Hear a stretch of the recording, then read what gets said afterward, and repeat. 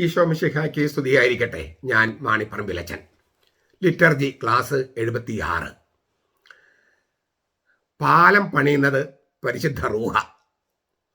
എന്തുകൊണ്ടാണ് വിശുദ്ധ കുർബാനയിലെ ഭഗവത്ഗീതയോ ഖുറാനോ മറ്റു പുസ്തകങ്ങളും വിശുദ്ധ പുസ്തകങ്ങളിൽ നിന്ന് മറ്റു മതക്കാർ പറയുന്ന കാര്യങ്ങൾ വായിക്കാൻ പാടില്ലാത്തത്, വായിക്കാൻ പറ്റാത്തത്? അതിനുള്ള ന്യായമാണ് ഇന്ന് നമ്മൾ ധ്യാനിക്കുന്നത്. കത്തോലിക്ക സഭയുടെ മതബോധനം 1091 മുതൽ 1109 വരെയുള്ള ഖണ്ഡങ്ങളിൽ പാരഗ്രാഫുകൾ പരിശുദ്ധാത്മാവ് സഭയുടെ ആരാധനക്രമത്തിൽ എന്ത് ചെയ്യുന്നതാണ്. ഇന്ന് നമുക്ക് 1093 നമുക്കിന്ന് കേൾക്കാം. 2 പ്രാവശ്യമായിട്ട് അതിൽ കുറച്ച് കാര്യങ്ങൾ ഇന്ന് നമുക്ക് ചർച്ച ചെയ്യാം, ബാക്കി കാര്യങ്ങൾ അടുത്ത ക്ലാസ്സിൽ ചർച്ച ചെയ്യാം. ആ പാരഗ്രാഫ് ഞാനൊന്ന് വായിക്കുകയാണ്. എന്താണ് ആ പാരഗ്രാഫിൽ? 1093 കത്തോലിക്ക സഭയുടെ മതബോധനം. നിങ്ങളുടെ കയ്യിൽ POC തർജ്ജമ കാണും, അതുമായിട്ടൊന്ന് താരതമ്യം ചെയ്യാം. ഞാൻ തർജ്ജമ ചെയ്തിരിക്കുന്നു, അത് തർജ്ജമ ചെയ്യാം. അപ്പോൾ ചില കാര്യങ്ങൾ അവിടെ കൂടുതൽ ക്ലിയർ ആകും, ചില കാര്യങ്ങൾ ഞാൻ എഴുതി പറഞ്ഞതായിരിക്കും കൂടുതൽ ക്ലിയർ. പിന്നെ നിങ്ങൾ ഈ ടോക്ക് കേൾക്കുമ്പോൾ കൂടുതൽ കാര്യങ്ങൾ മനസ്സിലാകും. 1093 കത്തോലിക്ക സഭയുടെ മതബോധനം. പഴയ ഉടമ്പടിയിൽ നിഴൽ രൂപത്തിൽ മുൻകൂട്ടി കാണിച്ച സംഗതികൾ പരിശുദ്ധ റൂഹ കൗദാശിക വ്യവസ്ഥിതിയിൽ നിവൃത്തിയാക്കുന്നു. മിശിഹായുടെ സഭ പഴയ ഉടമ്പടിയിലും ഇസ്രായേലിന്റെ ചരിത്രത്തിലും വിസ്മയനീയമായ വിധത്തിൽ സജ്ജമാക്കപ്പെട്ടതാണ്. ലൂമൻ ജൻസിയും 2. അതിനാൽ തന്നെ പഴയ ഉടമ്പടിയിലെ ആരാധനയുടെ ചില ഘടകങ്ങൾ അവളുടെ സ്വന്തമെന്നും അനിവാര്യ ഭാഗമെന്നും പകരം വയ്ക്കാനില്ലാത്തതെന്നും തിരിച്ചറിഞ്ഞിട്ട് സഭ അവളുടെ ലിറ്റർജിയിൽ അവയെ നിലനിർത്തിയിരിക്കുന്നു. വിശേഷിച്ച് പഴയ നിയമത്തിൽ നിന്നുള്ള വായനകൾ, സങ്കീർത്തനങ്ങളുടെ ആലാപനം, വാഗ്ദാനം നിവൃത്തിയാകൽ, എല്ലാത്തിനുമുപരിയായി പുറപ്പാട് പെസഹ, രാജ്യം ദേവാലയം, പ്രവാസം തിരിച്ചുവരവ് എന്നീ അതിപ്രധാന യാഥാർത്ഥ്യങ്ങളായ രക്ഷാകര സംഭവങ്ങൾ മിശിഹായുടെ രഹസ്യത്തിലാണ് യഥാർത്ഥത്തിൽ നിവൃത്തിയായതെന്ന സത്യം സ്മരിക്കുന്നു. ഇതാണ് ആ പാരഗ്രാഫ്. ഞാനത് ക്ലാരിറ്റിക്ക് വേണ്ടി അതിന് ഇംഗ്ലീഷ് കൂടി വായിക്കുകയാണ്. In the sacramental economy, the Holy Spirit fulfills what was prefigured in the Old Covenant. Since Christ's church was prepared in marvelous fashion in the history of Israel and in the Old Testament, LG Lumen Gentium 2, the church's liturgy has retained certain elements of the worship of the Old Covenant as integral and irreplaceable, adopting them as her own, notably reading the Old Testament, praying the Psalms, above all, recalling the saving events and significant realities which have found their fulfillment in the mystery of Christ, promise and covenant, Exodus and Passover, kingdom and temple, exile and return. തിരുസഭയുടെ കത്തോലിക്ക സഭയുടെ ലിറ്റർജിയിൽ, കത്തോലിക്ക സഭ എന്ന് ഞാൻ പറയുമ്പോൾ എല്ലാ ശ്ലൈഹിക പാരമ്പര്യങ്ങളുമുള്ള സഭ, അത് കത്തോലിക്ക സഭയുമായിട്ട് പൂർണ്ണ ഐക്യമില്ലാത്ത ചില സഭകൾ കൂടിയുണ്ട്. ഇപ്പോൾ യാക്കോബയക്കാർ, ഓർത്തഡോക്സുകാർ, സുറായിക്കാർ, അവർ ചില കാര്യങ്ങളൊക്കെ വ്യത്യാസമുണ്ടെങ്കിലും അവരും ശ്ലൈഹിക പാരമ്പര്യമുള്ള സഭകൾ. അതേസമയം ശ്ലൈഹിക പാരമ്പര്യമില്ലാത്ത സഭകളുണ്ട്, വിട്ടുപോയവർ, പെന്തക്കോസ്തക്കാർ, യഹോവസാക്ഷികൾ, ദൈവസഭക്കാർ, ക്രിസ്റ്റാഡൽഫിയൻസ്, ബ്രദറൻസ്, പിന്നെ പ്രൊട്ടസ്റ്റന്റുകാർ, അതിനകത്ത് ലൂതറൻസ് കുറച്ച് ഒക്കെ കത്തോലിക്ക സഭയുമായിട്ട് കുറച്ചൊക്കെ അടുപ്പമുള്ളവരാണ്, അതിൻ്റെ കർമ്മങ്ങളൊക്കെ. എങ്കിലും ശ്ലൈഹിക പാരമ്പര്യം ഇല്ല. അപ്പോൾ കത്തോലിക്ക തിരുസഭയിലെ ലിറ്റർജിയിൽ പരിശുദ്ധ റൂഹ ചെയ്യുന്ന കാര്യങ്ങളുടെ ഒരു രത്ന ചുരുക്കമാണ് ഈ ഖണ്ഡികയിൽ പറഞ്ഞിരിക്കുന്നത്. പ്രധാനമായിട്ടും 4 കാര്യങ്ങളാണ്. 4 കാര്യങ്ങൾ. 1, തുടർച്ചയും പൂർത്തീകരണവും നിവൃത്തിയാക്കലും. Continuity, completion, fulfilment. പഴയ നിയമത്തിന്റെ സ്ഥാനത്ത് പകരം വന്നതല്ല പുതിയ നിയമം. പ്രത്യേകത അത് പൂർത്തിയാക്കുകയും നിവൃത്തിയാക്കുകയും ചെയ്യാണ്. പഴയ ഉടമ്പടിയുടെ സ്ഥാനത്ത് പകരം വന്നതല്ല പുതിയ ഉടമ്പടി. മറിച്ച് പഴയ ഉടമ്പടിയെ പൂർത്തിയാക്കുന്നു, കംപ്ലീറ്റ് ചെയ്യുന്നു, നിവൃത്തിയാക്കുന്നു, ഫുൾഫിൽ ചെയ്യുന്നു. അതുകൊണ്ട് ഒരു തുടർച്ചയും പൂർത്തീകരണവും നിവൃത്തിയാക്കലുമുണ്ട്. പഴയ നിയമത്തിൽ നിന്ന് പുതിയ നിയമത്തിലേക്ക് ഒരു കണ്ടിന്യൂവിറ്റി ഉണ്ട്, ഒരു കംപ്ലീഷൻ ഉണ്ട്, ഒരു ഫുൾഫിൽമെന്റ് ഉണ്ട്. എന്നാണ് ഒന്നാമത്തെ കാര്യം. വിശദമായിട്ട് നമ്മൾ അടുത്ത ക്ലാസ്സിൽ കാണും.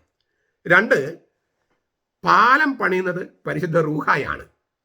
പഴയ ഉടമ്പടിയും പഴയ നിയമം, പുതിയ ഉടമ്പടി, പുതിയ നിയമം തമ്മിലുള്ള തുടർച്ച, നമ്മൾ പറഞ്ഞൊരു കണ്ടിന്യൂവിറ്റി ഉണ്ടല്ലോ, അത് ഉറപ്പാക്കുന്നത് പരിശുദ്ധ റൂഹയാണ്.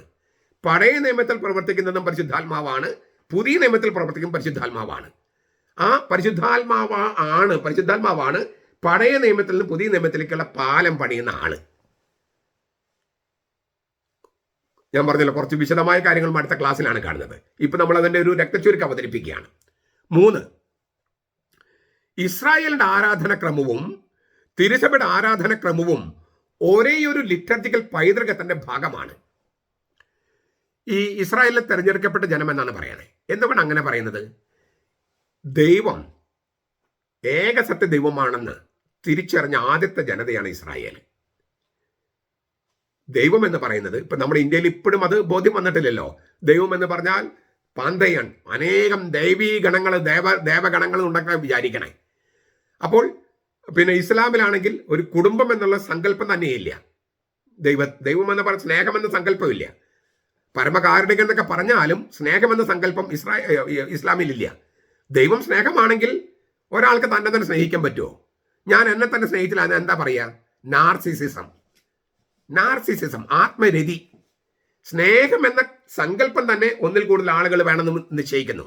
ദൈവം മനുഷ്യരെ സ്നേഹിക്കുന്നതിന് മുമ്പ് ദൈവം ഉണ്ടല്ലോ, മനുഷ്യനുണ്ടാകുന്നതിന് മുമ്പ് ദൈവമുണ്ട്. അപ്പൊ ദൈവം സ്നേഹമാണെങ്കിൽ ദൈവം ഒന്നിൽ കൂടുതൽ ആളുകളായിരിക്കണം. അപ്പൊ ഒരു കുടുംബമാകാനുള്ള ഏറ്റവും മിനിമം സംഖ്യയാണ് ഈ 3 എന്ന് പറയുന്നത്: പിതാവ്, പുത്രൻ, പരിശുദ്ധാത്മാവ്. അപ്പൊ ദൈവം സ്നേഹമാണെങ്കിൽ ദൈവം കുടുംബമായിരിക്കണം. ഈ വെളിപാട് അത് പുതിയ നിയമത്തിലാണ്. പക്ഷെ പഴയ നിയമത്തിൽ അതിന്റെ പരോക്ഷ വെളിപാടുകളൊക്കെ ഉണ്ട്. 110 സങ്കീർത്തനത്തിലുണ്ട്. ദൈവം അബ്രഹാമിന് പ്രത്യക്ഷപ്പെടുന്ന രംഗത്തുണ്ട്. പിന്നെ നമുക്ക് നമ്മുടെ ഛായയിലും സാദൃശ്യം മനുഷ്യർ സൃഷ്ടിക്കാമെന്ന് പറയുന്ന ഭാഗത്തുണ്ട്. പിന്നെ പല സ്ഥലത്തുമുണ്ട്. ദൈവം പ്രത്യക്ഷപ്പെടുന്ന പല രംഗങ്ങളിലും ആ വെളിപാടിന്റെ പരോക്ഷ സൂചനകളുണ്ട്. പക്ഷെ പൂർണ്ണമായും തിരിച്ചറിഞ്ഞത് പുതിയ നിയമത്തിലാണ്. അപ്പോൾ ഈ ഇസ്രായേല് ദൈവം ഏകസത്യ ദൈവമാണെന്ന് തിരിച്ചറിഞ്ഞ ആദ്യത്തെ സമുദായമാണ് ഇസ്രായേല്. ദൈവത്തിന്റെ പേര് വെളിപ്പെടുത്തി കിട്ടിയത് ഇസ്രായേലിനാണ്, പ്രത്യേകിച്ച് മോശയ്ക്ക്. അപ്പോൾ ഇസ്രായേലിന്റെ ആരാധനക്രമവും കത്തോലിക്ക തിരുസഭയുടെ ആരാധനക്രമവും ഒരേ ഒരു ലിറ്റർജിയുടെ പൈതൃകത്തിന്റെ ഭാഗമാണ്. പഴയ നിയമത്തിലുള്ളത് അപര്യാപ്തമായ ലിറ്റർജിയാണെന്ന് മാത്രം. അപര്യാപ്തമാണ്. മൃഗങ്ങളാണ് അവർ സമർപ്പിച്ചത്. പക്ഷെ അതിലൂടെ ഒരു കാര്യം വെളിപ്പെടുന്നുണ്ട്: ശരിക്കുള്ള ബലി വരാനിരിക്കുന്നു. രക്തച്ചൊരിച്ചിൽ കൂടാതെ പാപമോചനമില്ല. അത് മൃഗങ്ങളുടെ രക്തമല്ല, ദൈവവും മനുഷ്യനും പാപമില്ലാത്തവനുമായ യേശുക്രിസ്തുവിന്റെ രക്തമാണ്. അതിലേക്കുള്ളൊരു സൂചന അത് നൽകുന്നു. അപ്പോൾ ഒരേ ഒരു ലിറ്റർജിക്കൽ പൈതൃകത്തിന്റെ ഭാഗമാണ് ഇസ്രായേലിന്റെ ആരാധനക്രമവും കത്തോലിക്ക തിരുസഭയുടെ ആരാധനക്രമവും. അതിനാൽ സഭയുടെ ലിറ്റർജിയിലേക്ക് പുറത്തുനിന്ന് സ്വീകരിക്കപ്പെട്ടതല്ല പഴയ നിയമത്തിലെ വായനകളും സങ്കീർത്തനങ്ങളുടെ ആലാപനമായി മർമീസയും. ഈ ഒരു കാര്യം ഓർത്താൽ, സഭയുടെ ലിറ്റർജിയിലേക്ക് പുറമേ നിന്ന് സ്വീകരിക്കപ്പെട്ടതല്ല പഴയ നിയമത്തിലെ വായനകളും സങ്കീർത്തനങ്ങളുടെ ആലാപനമായ മർമീസയും. പുറത്തു നിന്ന് എടുത്താൽ അത് ഏച്ചുകെട്ടലാകും, വെളിപാട് നിരാകരിക്കലുമാകും. ഇപ്പം ഭഗവത്ഗീതയും ഖുറാനൊക്കെ വായിച്ചാൽ ഒന്ന് പുറത്തുനിന്നുള്ള ഏച്ചുകെട്ടലാകും. അതായത് ഈ പറഞ്ഞ ദൈവത്തിന്റെ സങ്കല്പം, ദൈവത്തിന് കൊടുക്കുന്ന പരമമായ ആരാധന, ബലി, ആ സങ്കല്പമില്ലാത്ത സംഗതിയിൽ സ്വീകരിക്കുന്ന ഏച്ചുകെട്ടലാകും. 2, ബൈബിളിലെ വെളിപാടിന്റെ നിരാകരണമാകും, നിരാകരിക്കലാകും. അതുകൊണ്ട് തന്നെ ഭഗവത്ഗീതയോ ഖുറാൻ ഒന്നും വായിക്കാൻ പറ്റില്ല.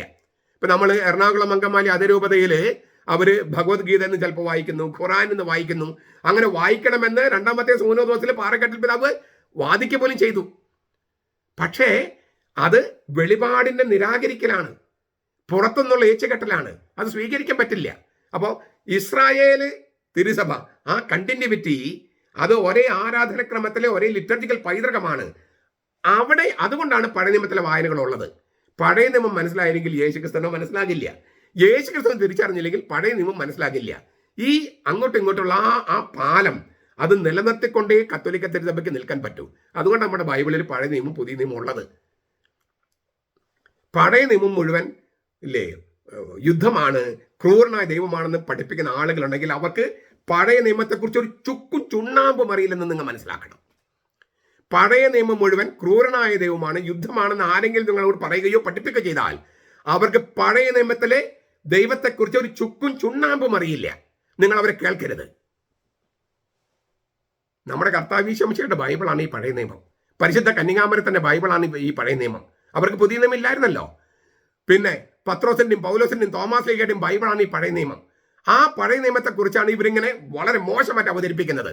അവർക്ക് ബൈബിൾ അറിയില്ല, ദൈവത്തെ അറിയില്ല. നാലാമതൊരു കാര്യം, രക്ഷാസംഭവങ്ങളുടെ ഒരു വിചാര മാതൃകയായിരുന്നു പഴയ നിയമം. ടിപ്പോളജി എന്ന് പറയും, ടിപ്പോളജി ഓഫ് ദ സേവിങ് ഇവന്റ്സ്. പുറപ്പാട്, പെസഹ, രാജ്യം, ദേവാലയം, പ്രവാസം, തിരിച്ചുവരവ്, വാഗ്ദാനം, പൂർത്തീകരണം. ഇങ്ങനെ ശരിക്കും സംഭവിക്കാനിരിക്കുന്ന രക്ഷയുടെ വിശേഷ ദൃഷ്ടാന്തങ്ങളായിരുന്നു പഴയ നിയമത്തില്. പുറപ്പാട്, പെസഹ, രാജ്യം, ദേവാലയം, പ്രവാസം, തിരിച്ചുവരവ്, വാഗ്ദാനം, പൂർത്തീകരണം. അപ്പോൾ ശരിക്കും ചരിത്രത്തിൽ സംഭവിക്കുകയും രക്ഷ നമുക്ക് നൽകുകയും ചെയ്യുന്ന ആ സംഭവങ്ങളുടെ ഒരു വിശേഷ ദൃഷ്ടാന്തമാണ് പഴയ നിയമം. ആ ദൃഷ്ടാന്തങ്ങൾ മനസ്സിലായാലേ യാഥാർത്ഥ്യം മനസ്സിലാക്കാൻ പറ്റൂ. ഈ 4 കാര്യങ്ങളാണ് ഈ പാരഗ്രാഫിൽ പറഞ്ഞിരിക്കുന്നത്. വിശദമായിട്ടുള്ളത് നമുക്ക് അടുത്ത ക്ലാസ്സിൽ കാണാം. നമ്മുടെ കർത്താവ് ഈശോ മിശിഹായുടെ കൃപയും പിതാവായ ദൈവത്തിന്റെ സ്നേഹവും പരിശുദ്ധാത്മാവിന്റെ സഹവാസവും നാം എല്ലാവരോടും കൂടി ഉണ്ടായിരിക്കട്ടെ, ഇപ്പോഴും എപ്പോഴും എന്നേക്കും. ആമേൻ.